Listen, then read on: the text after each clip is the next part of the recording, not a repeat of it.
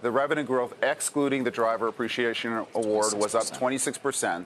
And what I did tell our investors is expect that to accelerate into the back half of the year. The back half of the year, you're going to see, if trends stay the same, revenue growth in excess of 30%.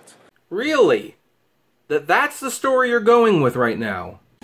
Xbox, Twitter, Uber, Postmates, Netflix, MoviePass, Google, Facebook, eBay, DoorDash, Apple, Amazon, Airbnb, The Apptrepreneur.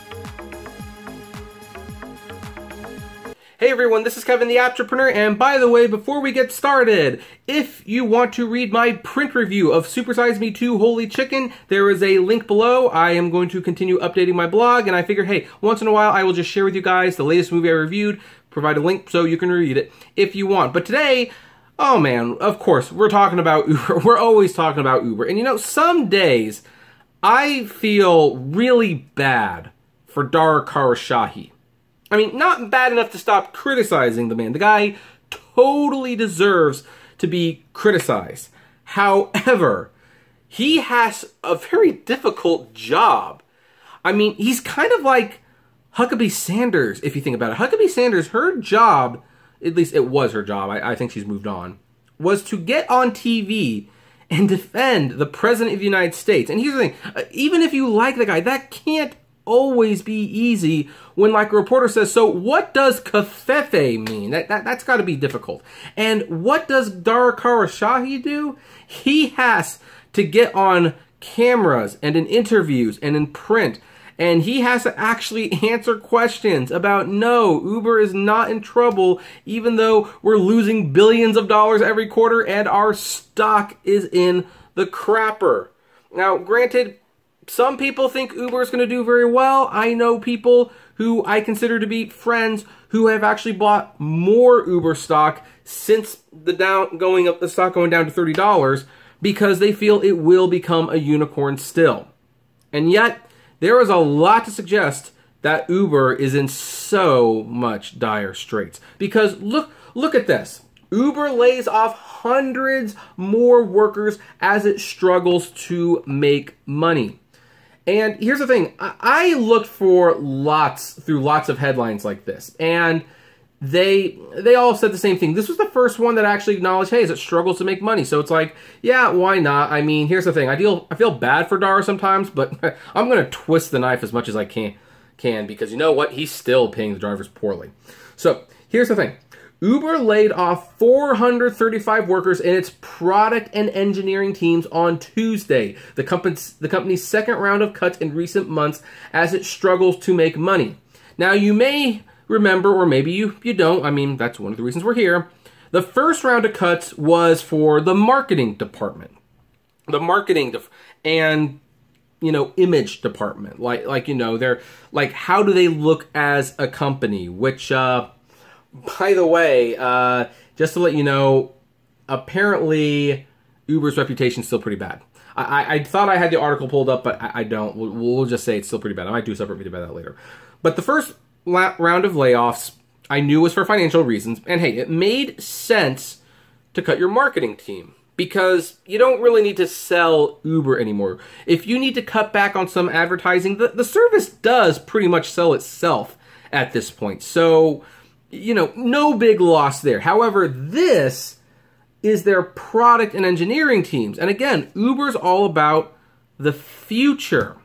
It's not about what's now, it's about the future. Look at the cool stuff we're developing. Look at the cool ideas we're creating. Look at the cool things we're going to be doing.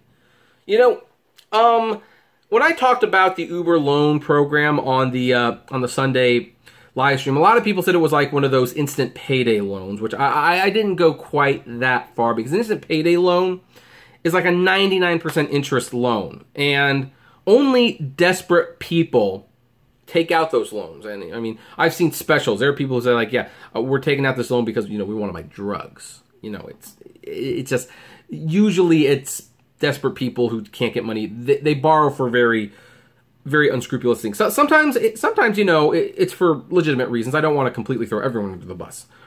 But, I mean, the funny thing is, like, I was thinking about that, and it's like, well, is Uber desperate enough to try a loan thing like that? And then I look at this, and it's like, oh, maybe they are. Because, again, Engineering. These are the people who work on their, they're working on Uber Freight.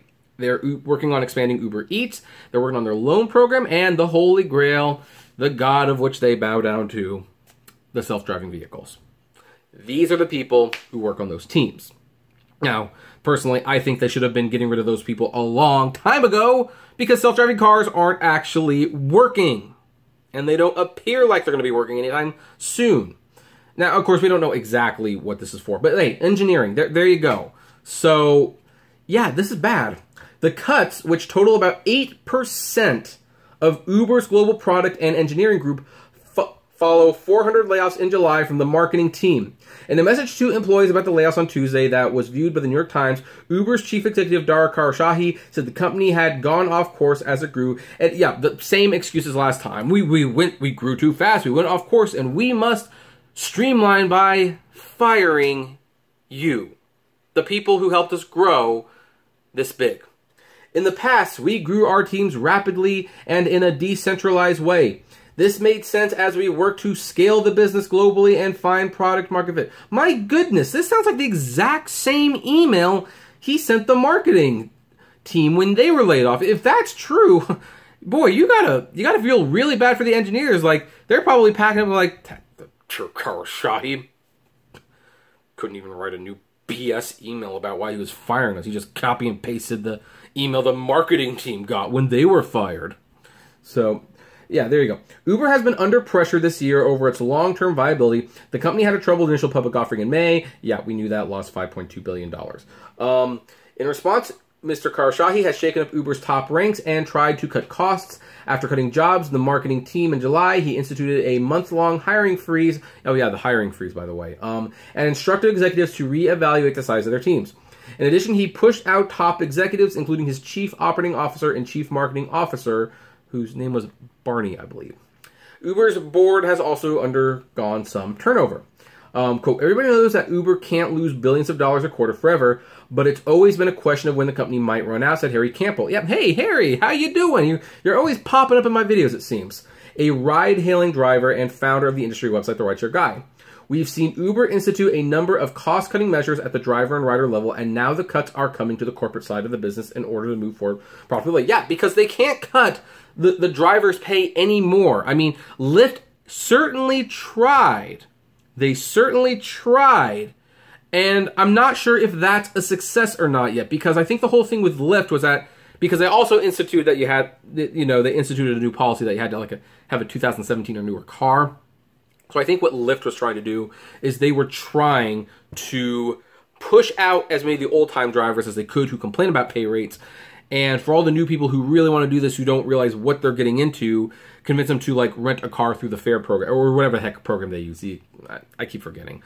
But yeah, but Uber, unless they want to try a tactic like that, and it doesn't seem like they do, they can't cut the driver's pay anymore. They just can't, because Lyft lost all those drivers, and now the personal power zone is always on, I hear. Granted, Lyft benefits more from that. Maybe that's another reason Lyft did that, was to keep the personal power zone activated so that they can collect more surge money. I don't know. In his email, Mr. Khosrowshahi said he was not making job cuts to appease investors. No, you're making job cuts to appease investors. You always do that. That's how this works. We are not doing this for Wall Street. We are doing this for Uber. Yeah, loser and liar for that matter. Well, I can't say a liar. I can't definitively say he's lying. But in my opinion, you're lying. Uber faces other labor problems. California state legislator is set to vote this week on a bill that would force Uber to, AB5. We're going to be talking about it a lot more. Uber employs more than 27,000 people globally, although apparently they employed 600 to 800 less now. So anyway, yeah, no, this is bad. This is really, really bad for Uber.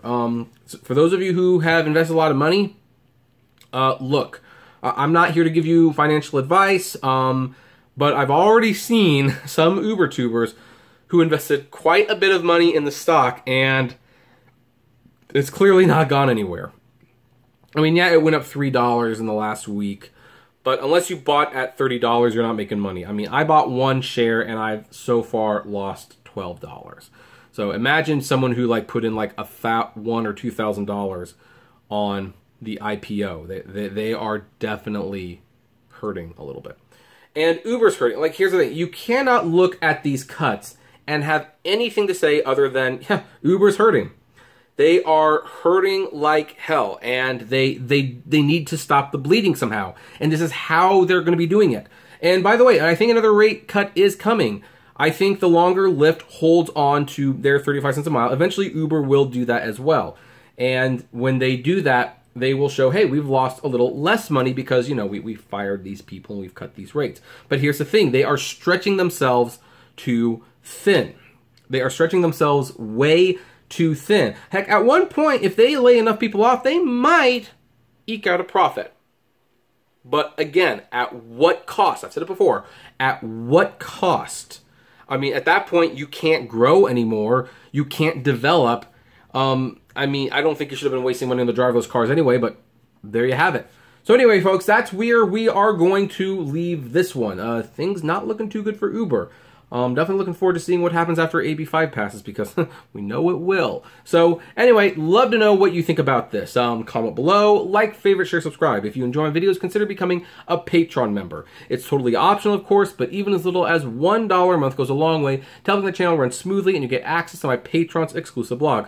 Also, if gas prices get you just a little down, check out the Get Upside app below. It's totally free, but you get cash back on every gas purchase. If you want more videos from me, check out my other YouTube channels, Kevin T. Rodriguez, the Apptrepreneur Vlogs, and Autograph Hound. And finally, if you want to talk to me or other fellow rideshare drivers out there, check us out at the Apptrepreneur Hangouts on Facebook. And as always, flame responsibly. Have a good one.